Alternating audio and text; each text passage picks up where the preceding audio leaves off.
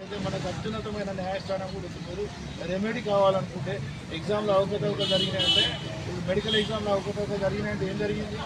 అత్యున్నతమైన భారతదేశ అత్యున్నత న్యాయస్థానం న్యాయం చేసింది. సో అట్లా మీకు కూడా న్యాయం చేయడానికి ఏదో ఒక దగ్గర ఒక పాయింట్ ఉంటుంది.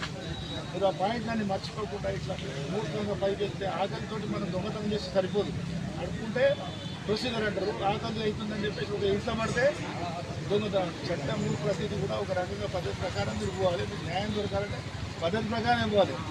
లాస్ట్ పాయింట్ మీకు జ్యుడిషియరీ న్యాయం కావాలంటే apex court, constitution court Hyderabad, high court and లేకుంటే పైన ఇవి ఉన్నాయి మీకు రెమెడీస్.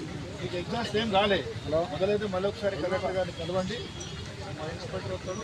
నేను కూడా అడిషనల్ కలెక్టర్ గారితో మాట్లాడతా. తీసుకుంటే ఇంకా న్యూసెన్స్ ఉంటుంది అంతా. అందులో ఎవరో ఒక వీక్ ఉంటుంది, లేకపోతే ఎవరో హార్ట్ ప్రాబ్లం ఉంటుంది. ఇవాళ రేపు 22 ఏళ్ళకి కూడా హార్ట్ అటాక్ వస్తున్నది.